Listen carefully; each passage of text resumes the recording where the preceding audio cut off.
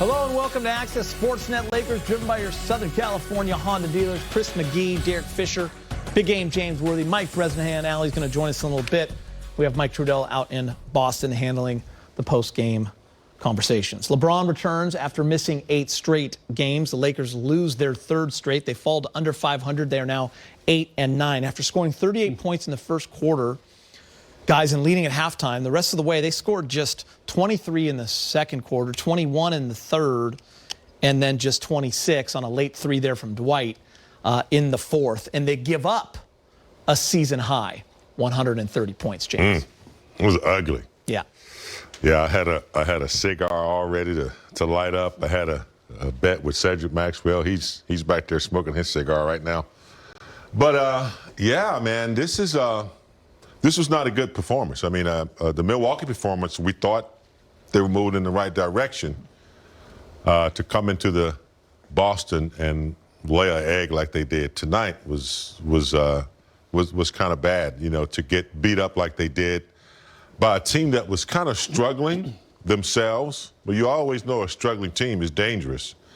And the Lakers struggling themselves to be out rebounding the way they were, to be beat up in the paint the way they were, the amount of layups that the Celtics were able to get by just moving and playing good, solid basketball, which is kind of embarrassing for the Lakers to have that kind of performance. So, yeah, there's somewhat of a little virus in there. You know, you feel good some days, you'll play a good game against Milwaukee. Next day, the virus sets in. Oh, I'm a little sick. Third quarter, I mean, not physically sick, yeah. But third quarter woes again. You know, the same old mistakes are not being corrected. So that's a problem. So I want to give them the benefit of the doubt. LeBron came back tonight, but you cannot have performances like this over and over and over. So now I'm thinking that, wow, what's wrong with the team? What's going on with the communication? What's happening in the locker room? Not that there's anything negative going on, but it's a communication there. What's happening from the transfer from the chalkboard to the players to the floor? Why isn't it happening? So I know it takes time, but that kind of basketball, you don't like to see lack of effort, lack of, determination. Just when you start a game like they did, we're fighting, we're right there, and then up 14. All of a sudden, when that goes away, it makes you wonder, what's wrong? I mean, it's kind of weird to me. Mm-hmm. Yeah, I mean, one of the toughest things, like with a new group, that you'll end up facing is when adversity hits. Like, we're still trying to figure each other out, right? And I'm not sure if, like, when the fire alarm goes off, like, are you going to run? You know what I mean? Like, or are we going to stay and help put out the fire? Like, which way are you going to go, Geets? Yeah. And that's important to know. Otherwise, well, I'm not staying here to put the fire out if you're not going to risk yourself either. Not knowing each other yet. Not knowing each other enough. Right. And trusting, okay, we're going to work our way back into this game this way.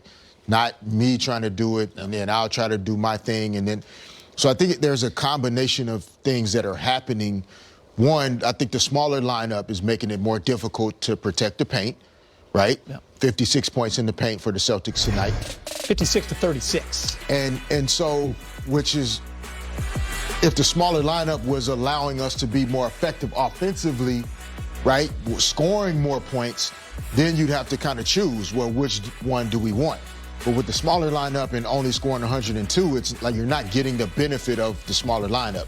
Lastly, I still think that there's a tug of war from an identity standpoint for a lot of guys individually, right? And you're trying to figure out, how do I do my thing and us win? And sometimes those two things have to be separated. Yes.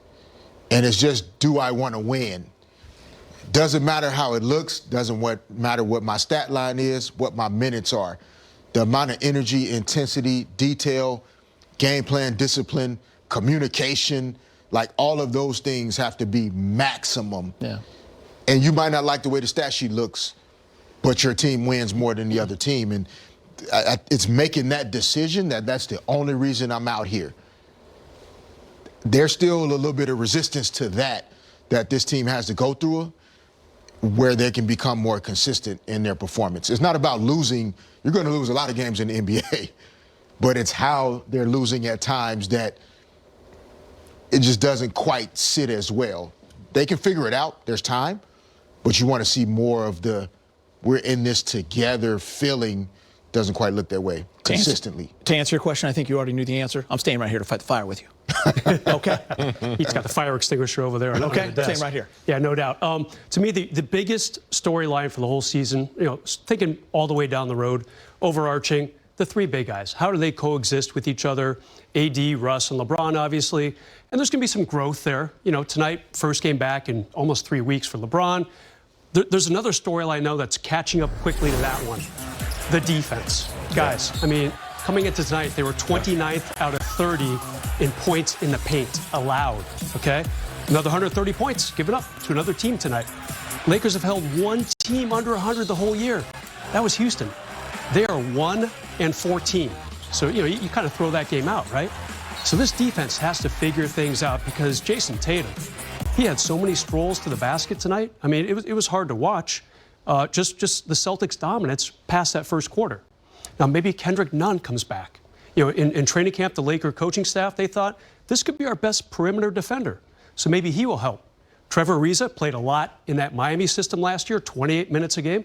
Maybe he will be a little bonus in the defensive department. But right now, guys, still storyline number one, the big three, but number two is catching up quickly, that defense. I'm glad you said that, Brez. I think you bring up a great point. I'm kind of combining defense and third quarter, but the 56-36 points in the paint, out-rebounded by 18, 12 of those offensive, James, you had mentioned, and something was up there earlier, a graphic we showed. Third quarter was 33-21. That's the 12th time this year the Lakers have lost by double-digit numbers in a quarter. 12th time this year. Jeez. That ties for worst in the league with the Rockets. So when you look at their third quarter right there, and we talked about it at halftime, guys, that's a strong first half, 61-60. But you come out and you just get beaten every facet of the game, and now you're down 11 going into that fourth, James. Yeah, I can accept, some things offensively that they don't have. I get that. But defensively, second chance points, not boxing out. I saw a lot of times where, the Celtics were just able to go in and get second shots. The effort is just, it might be there in their head, but it's not transferring onto the court. So when a team that averages 106 points gets 130 points, and a lot of them are in the paint like that, that's a warning to me that, offensively, I know they got to get to know each other, but defensively, that's just working. That's just working hard and talking. And I can accept the offense, but defensively, that's hard to accept that. Fish, when you have all these new faces, and we're talking everybody but THT, AD, and LeBron. A lot of these guys have played other places. Now, Rondo and Dwight were here, and they're now back, but different defensive systems, maybe played a different style in their careers. It is tough to get on the same page, and it shows. I know there's new players. I know there's injuries. I'm not panicking after 17 games, but what I'm saying is that they haven't showed you yet that they can be that defense that we're used to seeing the last 2 years. We're talking for 2 straight years. We're talking elite when you talk about a defense, right? Yeah. So they just haven't shown that. Little spurts. But it takes more than that, and it's going to take a while when you have all these new faces. Yeah, no, it's going to take longer. Defense requires a really high level of trust and connection that isn't there when everybody's new. And some of the guys that Brez mentioned, and Kendrick Nunn, Trevor Ariza, Austin Reeves, solid defensively. LeBron's been out of the lineup. THT just joined the team on the court the last 4 or 5 games. So there are a lot of things that they're working through in terms of why they're disconnected on the defensive end. But defense is still pretty simple when you communicate. You're giving maximum effort. But I'm telling you, you have to care about not just getting scored on yourself, but I have to care whether or not you get scored on. Yep. And it has to mean more to me that I'm going to stop your guy from trying to score on you, even if that means I have to give up my guy. And some of those things, you can see sometimes defensively when they score, their guys on the team are kind of looking around like, damn, like I went to help. Why didn't somebody come and help support me? And that's where they get killed a lot of times. It's that third, fourth, that person that's supposed to rotate on or a switch or leaving a man in the corner when you shouldn't. It's a, you know what I'm saying? Yeah. It's often some of that stuff that you don't pick up right away. But when you watch it on video, you're like, wait, lack of communication. Lack of communication. Yeah, you got to communicate. You got to be talking before the play happens, or, you know, I mean, I learned in 10th grade, you know, just somebody goes to help, I go to replace. Yeah. You know, that's just, that comes automatically. I mean, I know sometimes you're staying at home on some shooters and you get stuck, you get sometime, but yeah, I mean, I know they're still got to get to know each other, but even that, the effort's not there. You know, in a lot of cases, that's what I'm looking at. I'm looking at no boxing out. I'm looking at smart, you know, getting offensive rebounds and things of that nature. Just little things like that I'm looking at. We were talking, Brez made a good point too. We were talking in the break room, and some of the guys recently that have left the Lakers in the last couple years. Alex Caruso, we've talked a lot about. Dennis Schroeder, who we saw in Boston tonight. KCP, Danny Green. Kuz, who have become a really good rebounder, really underrated which defender. does help you to finish defensive possessions. But those four perimeter players we mentioned, more of their identity, other than Danny Green making threes, was defense. and that's where they took the most pride in their performance, was defense, hustling, little plays, intangibles. And a lot of those guys have been replaced, not right or wrong, just different, with guys whose identity are more offensive tied. Russ, more offensive tied. Melo's identity, more offensive tied. Malik Monk, more offensive tied. Like, guys that are really talented, have the physical ability to be great defensively, and have shown it a lot of times. But in terms of consistently for 48 minutes over the course of a game, when things get hard, I'm going to fall or lean on what I feel like I do best or where my habits take me. And most of the guys now, they're going to go to their offensive habits, not their defensive habits. Yeah. And Frank Vogel, for sure, and this coaching staff is trying to get these guys to understand. That's tough on a staff because a lot of time goes into that end of the floor. It is really tough. The defensive habits, without a lot of practice time because of the pace of the games, it's going to be difficult to change in progress, but they have to do it. Yeah, and no Jaylen Brown tonight either. Don't forget that. So Yeah. if he plays, they probably would have gotten 150. Who knows? Just got word. Let's go back to Boston. AD is speaking with Mike in the media. AD, things were looking really crisp and sharp for much of that first quarter. What was going on there that you guys weren't able to sustain from that point on? We're making shots, so we get down and running. You know, we're playing defense, which led to, in that first quarter, a lot of fast break opportunities. You know, we getting out in transition. And then, you know, there's just the third quarter of the game. We just got to find a way to score in the third quarter. That's been our kryptonite the whole season. We can't score. That's putting us in the deficit. You know, we come out, miss a couple shots. They get transitions. They get some good looks. Goes in. We fouled it way too much tonight as well. They had 31 free throw attempts. 38, I'm sorry. Yeah, 38 free throw attempts. So we got to do a better job of playing without fouling as well, but just slowing the game down. You know, we can't get out in transition. You know, a team that wants to play with pace, and we can't do that. You know, we fouling 38, get them to the line 38 times. So, but we got to find ways to score in the third quarter.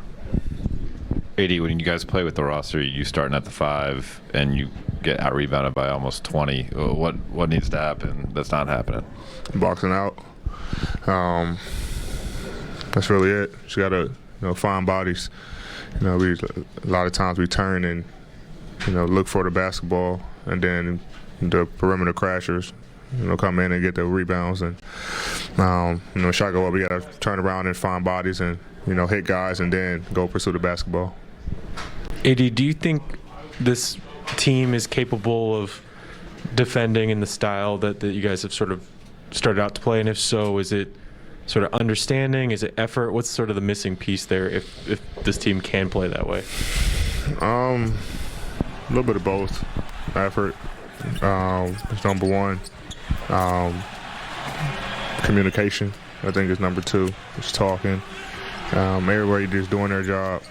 bigs doing what we're supposed to do. On pick and roll coverages, guards doing what they're supposed to do. With guard screens. Everyone just have to do their job and follow the game plan. We can be an elite defensive team. We got great defenders, but we got to be able to do it as a collective, and that's what we're lacking, especially in the third quarter. And I think a lot of it is just, you miss a couple shots,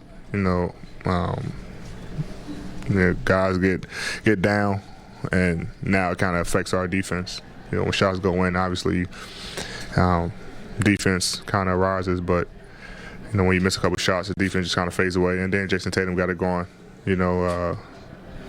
off that low block. So they do a better job with that. But we can be an elite defensive team if we want to. Just got to do a better job of bringing that energy and effort and communication. AD, you said the other night that you guys built a new team and you hadn't seen it yet. That's still true, but getting LeBron back is a big piece of it.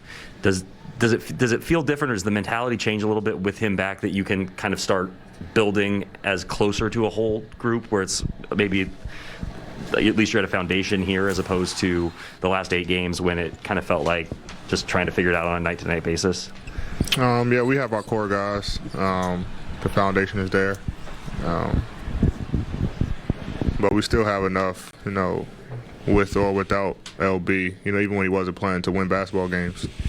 So obviously him on the floor helps us tremendously. Leadership, his communication, his voice. So still got to find ways to get it done. Like you said, we got the three-headed snake, three-headed monster, where we can go out and compete every night. But I don't think it's our offense. I think it's our defense, honestly. We just got to do a better job on the defensive end.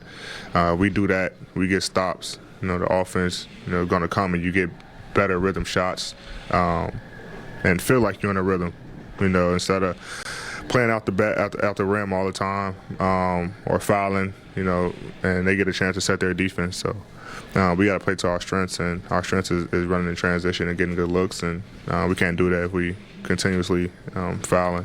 But we got our 3 guys, 3 main guys, and our guys. Taylor is 0 for 6 tonight. It's not going to happen again. Just got to find guys to play together and get in the rhythm. When LB's back, the game's a lot different. When LB's back, because he handling it, so it kind of take Taylor off the ball when he has the ball in his hand, pick and roll. So we got to find a way to incorporate him and get him more shots and get him in the rhythm as well. AD, how did LeBron look to you out there tonight, and was there any sort of adjustment period with him coming back? He looked good. He looked really good to me. Like his old self.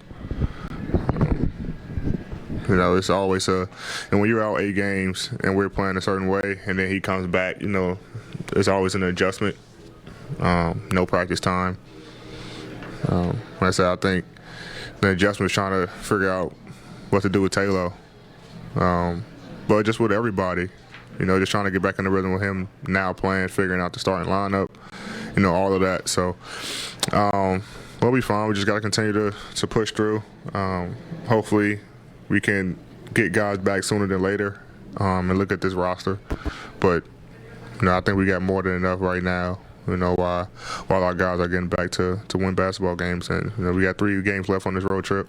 We need all 3. So Anthony Davis sharing a lot of the same sentiments that we literally just talked about right here, and I loved what he said at the end. There's 3 more to go on this road trip. We need all 3. Let's get you to the highlights. We take you out to Boston. LeBron James back in the lineup after... The Warriors still won in Motown, led by Jordan Poole and Andrew Wiggins, as we welcome everybody to Warriors Postgame Live, presented by Toyota. NBA champ and former Warrior Darrell Wright, the Hall of Famer Jennifer Azzi, and that last sequence... I know exactly. Hold your breath. Hold your breath. I was holding my breath. Yes. But, same. A little luck on their side, but also tonight was a huge game, I think, for the season. A lot of role players got some great minutes. Jordan Poole came back. Andrew Wiggins played awesome. So, but yeah, that end was a little too close for comfort for me. It was way too close. I'm with you guys on that. But I thought that, like Jennifer mentioned, the role players getting the opportunity to get major minutes and seizing a moment. Another big third quarter as well. So I thought they did a great job overall. That last play, would you have fouled there?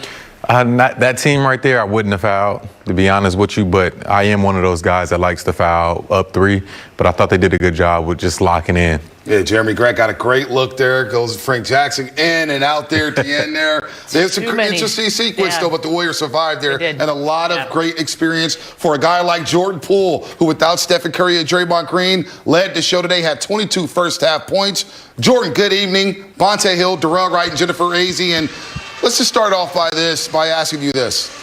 Is this a game you circle on a calendar knowing that you're going back to where you played your college ball 40 minutes away? Most definitely. Most definitely. It feels good to be back. In Michigan, that's where I spent two really big years, and it's amazing to just see all the Golden State fans out here, the Michigan fans. See a lot of number 3 jerseys, so I'm just blessed and thankful, to be honest. Jordan, great win. Congrats on the win. I thought you did a good job tonight with mixing it up, making shots around the perimeter and also cutting to the basket. No Steph, no Draymond. Was this one of those games that you felt like you could get your rhythm back? Yeah, most definitely. I mean, I knew I'd be a focal point, being able to have the ball in my hands all game. Being able to make plays for my teammates. We got a lot of people going early. Wiggs had a great game.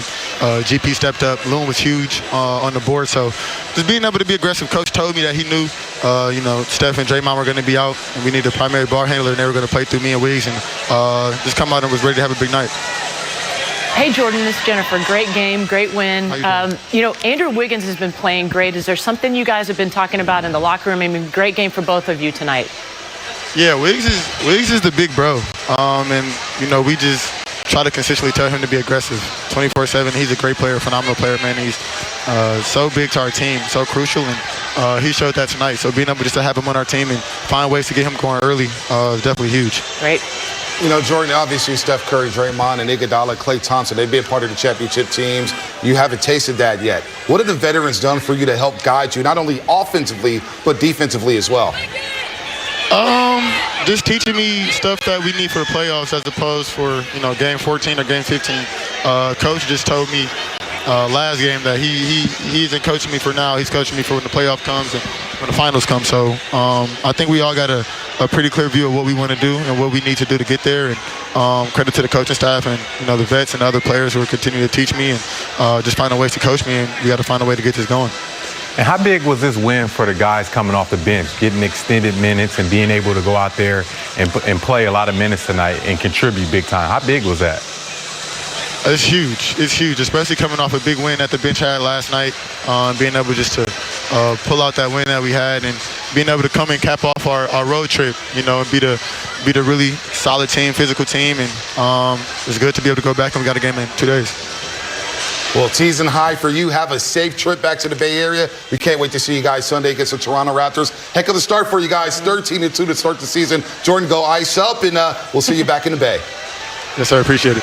No problem. Jordan Poole with the season high tonight, and he was balling in the first half. He was balling in the second half, and he gets freaky here. That was his third career 30-point game, and with the 30 points, it was one shy of a season high. Of course, he finished with 32. 38 was his career high last season against the Pelicans. But how did he do it tonight, Darrell? How did he mix it up? What was working for him? I thought he did a great job with attacking the basket, using his mid-range, and right here, that was a tough move with a good defender in Corey Joseph, but he mixed it up tonight, getting transition baskets as well. But the thing that really stuck out the most that he said, Coach Kerr let him know he had a ball in his hands, and that gives players confidence, and he knew what he had to do tonight. Well, I think that's one of the things that Coach Kerr's brilliant at, is giving players confidence. And tonight, Jordan had been struggling from 3, and he was knocking down threes. He was aggressive from the tip, and just overall, fantastic game for Jordan. Yeah, 4 for 8 from the three-point line tonight, 32 points, 7 rebounds, and 2 assists, and he got help from Andrew Wiggins. These two guys last night had to sit out the fourth quarter because they didn't play well against Cleveland. Steve Curry elected to go with Damian Lee and JTA, brought in Bielitsa alongside Draymond Green and Stephen Curry.